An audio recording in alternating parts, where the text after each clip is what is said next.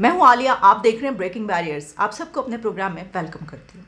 दो तीन खबरें हैं मेरे सामने, दो तीन बड़े अहम geo political issues, foreign affairs या इंटरनेशनल इशूज़ जो इस वक्त चल रहे हैं उन पर बात किए लेते हैं, जिसमें पाकिस्तान, इंडिया, ईरान और सबसे पहले बात करेंगे हम कि सीओपी पर। आप जानते हैं कि सीओपी में शरीक होने के लिए पूरी दुनिया से डिग्नेटरीज़ वहाँ पर उनकी आमद हो रही है, जो कि इजिप्ट में इस मरतबा सीओपी इनकाद हो रहा है।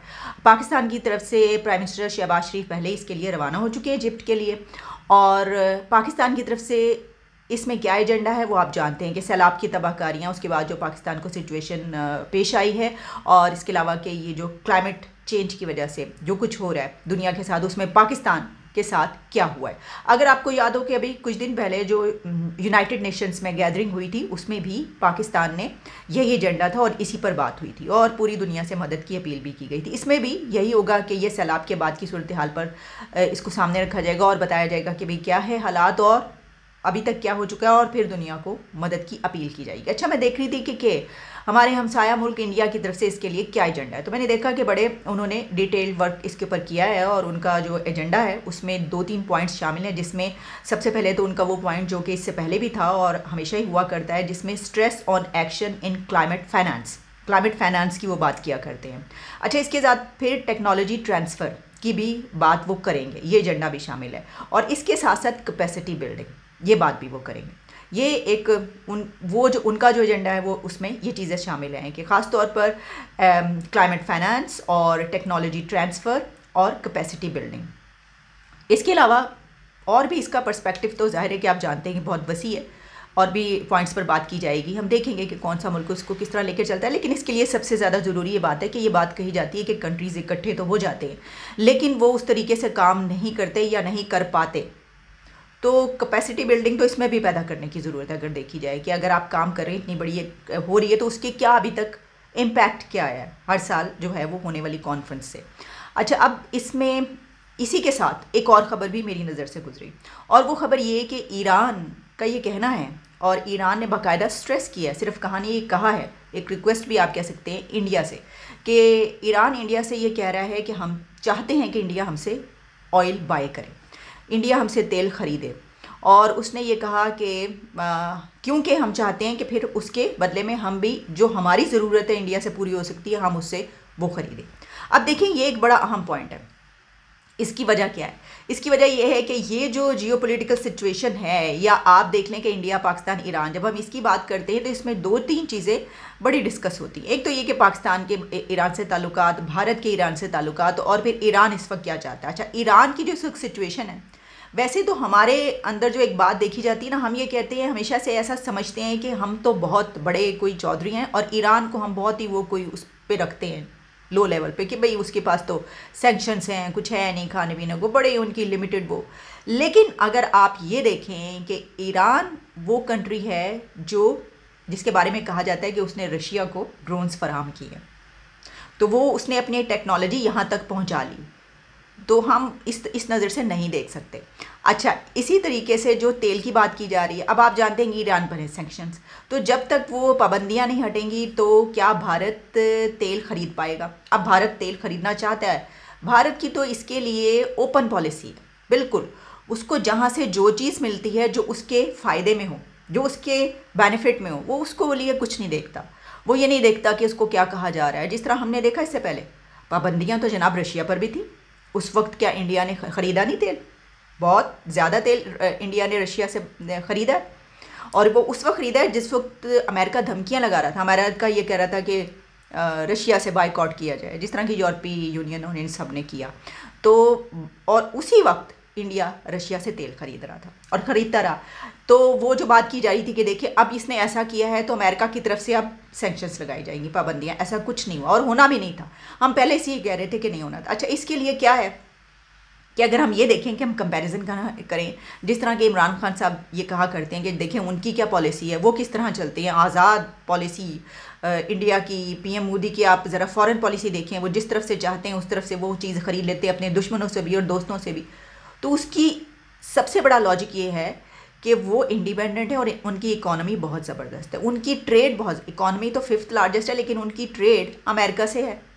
अब अमेरिका ने क्यों नहीं उनके पर पाबंदी लगाई? S-400 की जो सारा चला था, बातचीत हुई थी, फिर तेल भी ख़रीदा उन्होंने, क्यों नहीं लगाई पाबंदी?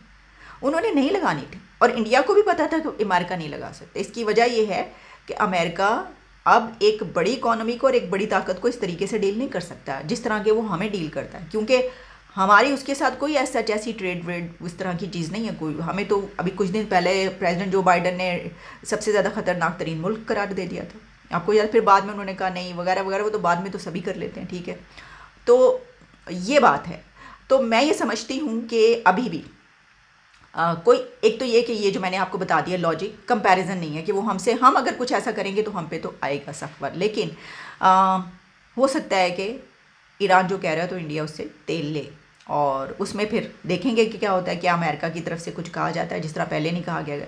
अच्छा, उसमें फिर देखिए ना, ये भी बड़ी बात है कि वो चाह क्यों रहा है। वो इसलिए उसकी ख्वाहिश है क्योंकि ईरान भी की भी ये ख्वाहिश है कि जो चीज़ें उसको चाहिए वो भी ट्रेड करे इंडिया से, और वो भी इस ट्रेड में उसकी अपनी जो है चीज़ें इंपोर्ट कर सके, प्रोडक्ट्स। तो इसमें मैं आपको एक और बड़ी, प्रोग्राम ख़त्म करने से पहले एक और बड़ी अहम बात बताती हूँ, और वो ये है कि अगर हम इसको इस तरह देखें इस वक्त, क्योंकि हम इन 3-4 कंट्रीज़ की बात कर रहे हैं ना, तो इसमें जो 2 कंट्रीज़ है ईरान और इंडिया, उसमें जब हम टेक्नोलॉजी को देखते हैं, हालांकि ईरान तो बड़ा पीछे है इसमें, लेकिन जो ड्रोन टेक्नोलॉजी है उसमें बड़ा कंपटीशन है, क्योंकि ईरान ने भी ड्रोन अपनी कैपेसिटी जो है वो बहुत हाई कर ली है, और वो जिस तरह मैंने आपको कहा कि उसने दिए हैं ये, खैर वो तो ये भी कहा जा रहा है कि पाकिस्तान ने भी यूक्रेन में जो है वो अपना असलहा वसलहा भेजा है, मुबैना तौर पर कहा जा रहा है, लेकिन ज़ाहिर है कि आप जानते हैं कि मैं तो ये हैरान हूँ कि अगर पाकिस्तान ने ये किया, या ये कंट्रीज़ ऐसा समझते हैं जो कह रहे हैं, तो फिर पाकिस्तान रशिया से ऑयल लेने की या गंदम लेने की बात कैसे कर रहा है? क्या रशिया फिर ये मानेगा बात? वो कहेगा कि अच्छा, अगर रशिया भी ये समझता है तो वो ये नहीं कहेगा कि तुम लोग उधर जो है वो असलहा दे रहे हो और हमसे जो है वो गंदम मांग रहे हो। बहरहाल ये तो जब काम आएगा तो करेंगे, लेकिन मैं आपको ये बताना चाह रही थी, जो बात कर रहे थे हम, कि इंडिया और ईरान ड्रोन टेक्नोलॉजी में बड़ा कंपटीशन है। अब जो इंडिया है वो ये कहता है कि 2030 में वो ड्रोन्स का हब बन जाएगा। इंडिया का ये प्लान है कि 2030 तक वो ड्रोन्स हब करार दे दिया जाए, और इसके लिए बहुत तेज़ी से काम हो रहा है। आपको याद हो चंद महीने पहले इसकी इनॉग्रेशन भी हुई थी, जिसमें भारत के प्राइम मिनिस्टर PM मोदी ने ड्रोन भी उड़ाया था। अच्छा, उस वक्त अब जो ये काम है वो यहाँ तक पहुँच चुका है कि उनको कोई 5 लाख लोग चाहिए इस इंडस्ट्री में काम करने के लिए। तो आप देखें इस तरीके से जॉब्स भी क्रिएट हो रही हैं 5 लाख लोगों के लिए। लेकिन हमारे यहाँ अभी तक जो ड्रोन्स का कॉन्सेप्ट है ना, वो क्या है? क्योंकि हम टेक की बात नहीं करते ना, मतलब किसी चैनल पर, कहीं पर, किसी भी जगह पे, रेडियो से लेकर FM से लेकर TV तक, मीडिया में डिस्कस नहीं होता टेक और टेक्नोलॉजी, IT, तो किसी को इतना ज़्यादा अवेयरनेस नहीं है। हम समझते हैं कि जो ड्रोन्स हैं वो या तो मीडिया कवर करते हैं, मीडिया में इस्तेमाल होते हैं, जल से कवर कर लिए इमरान खान के सब, या फिर हमारे जहन में ही होता है वो ड्रोन से ना अफ़गानिस्तान में किसी को टारगेट करना हो तो वहाँ पर ड्रोन से बम गिराए जाते हैं, ठीक है। अब हमें ये नहीं पता कि ड्रोन्स एग्रीकल्चर में कितना बड़ा रोल प्ले करते हैं, और ड्रोन्स के ज़रिए आप अपनी इंडस्ट्रीज़ को कैसे आगे ले जा सकते हैं।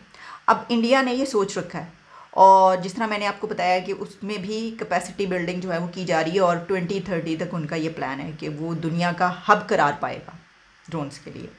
और इसमें मैं देख रही थी कि क्या चीज़ें हैं कुछ, तो उसमें ये बात की जा रही थी कि ख़ास तौर पर वहाँ पे जो एग्रीकल्चर है उसमें इस्तेमाल किया जाएगा इसका। फिर वहाँ पे क्योंकि इंटरनेट आप जानते हैं 5G, तो उसकी बिना पर वहाँ पर ये बहुत आसानी हो गई है, और क्योंकि उसकी तो बहुत ज़रूरत है ना, इसके बगैर तो काम नहीं कर सकती कोई चीज़। अच्छा, इसमें यह है कि ये कहा जाता है कि जो ड्रोन्स हैं वो आर्टिफिशियल इंटेलिजेंस के ज़रिए भी हैंडल किए जा सकते हैं। ये बात सही है, यानी AI जो है वो उनको हैंडल कर सकते हैं। लेकिन इसी के साथ ये बात भी है, फिर ये सवाल जब उठता है कि अच्छा, इसका मतलब ये हुआ कि अगर AI डील कर सकती है तो फिर इसके लिए इंसानों की तो ज़रूरत नहीं, मैन पावर की। लेकिन ये कहा जाता है कि कहीं ना कहीं किसी लेवल पर इसको मैन पावर की ज़रूरत पड़ती है, क्योंकि ये एक ऐसी टेक्नोलॉजी कि आप इससे जो काम ले रहे हैं बहुत ही सेंसिटिव है, तो फिर उसके लिए ज़रूरी है कि सर्विलेंस या कोई ऐसी चीज़, तो उसके लिए बात कही जाती है कि AI के साथ साथ इंसान को भी। तो यही वजह है जो मैंने आपको बताया ना कि वहाँ पर तकरीबन 5 लाख लोग कहे जा रहे हैं कि अभी इसमें उनको जो है वो किया जाएगा, ऐड किया जाएगा, जॉब्स क्रिएट होंगी, और लोग हो रही हैं बल्कि, और किया जाएगा। वो यही वजह है कि उसके लिए मैन पावर की फिर भी ज़रूरत रहती है। तो जनाब ये अब देखें, जो मैंने आपको बात की कि ईरान ये जानता है कि उसका ड्रोन्स में जो है बड़ी वो आगे गया है, वो ये भी जानता है कि जिससे वो तेल लेने की बात कर रहा है इंडिया, वो कहाँ पर, वो तो उसने कहा 2030 तक वो हब बन जाएगा। अच्छा वैसे तो देखिए अगर आप कि ये जो बात है 2030 तक, सारे प्लान्स जो भी हैं इंडिया के वो 2025 2030 तक हैं। आप देख लें कि जितने भी ट्रेड का ये है, जीडीपी यहाँ तक चली जाए, जी इतने ट्रिलियन का ये हो जाए, कश्मीर का ये करना है, इसका ये करना है, हर चीज़ पर उनका जो प्लान है वो 2030 से आगे नहीं जा रहा। इसका मतलब ये है कि ये जो डेकेड है इसमें उन्होंने सबको पीछे छोड़ने का तहिया कर रखा है, पकड़े नहीं जाना फिर इंडिया ने। वैसे तो खैर अभी भी वो बहुत, लेकिन वो ऐसा महसूस होता है, ये जो है ये बाकायदा इसको कैलकुलेट किया जा रहा है कि वो 2-3 इकोनॉमीज़ को पीछे छोड़ेगा अगले 10 सालों में, जो जो पैरामीटर्स जो है वहाँ पे लिए जा रहे हैं। तो देखते हैं क्या होता है। बहरहाल हमने बात शुरू की थी, जो मैं बात 2 खबरें जिसके ऊपर हमने कहा ठीक है, इस तरह के जो बीच में है ये भी तो इसी से ताल्लुक़ रखती हैं, ये सारी डिटेल्स तो मैंने आपके सामने पेश कर दी। लेकिन जो ईरान का ये कहना है कि वो चाहता है कि वो तेल ख़रीदे, ये वाली ख़बर है, और हम देखेंगे कि आइंदा आने वाले दिनों में हो सकता है कि पूरा होता हुआ नज़र। और दूसरा COP, अच्छा COP जो है उसमें फिर जो कुछ भी होगा आगे हम उसके ऊपर भी आइंदा आने वाले दिनों में ज़रूर बात करेंगे। जैसे ही कोई डेवलपमेंट्स हमारे सामने ज़ाहिर है कि आती जाएंगी, किसने क्या कहा है इसके ऊपर काम, लेकिन इसी के ऊपर COP से शुरू किया था, इसी के ऊपर मैं ख़त्म करूँगी। और वो ये है कि ये बात शिकायत की जाती है कि ये सिर्फ कॉन्फ्रेंस होती है, और इस कॉन्फ्रेंस में जो वहाँ पर लीडर्स हैं या जो कंट्रीज़ जाते हैं वो फिर बाद में उनका इस तरीके से काम नज़र नहीं आता। तो देखते हैं कि इस मरतबा इसमें क्या होता है। इजाज़त दें, दोबारा मुलाकात होती है। Take care and good bye.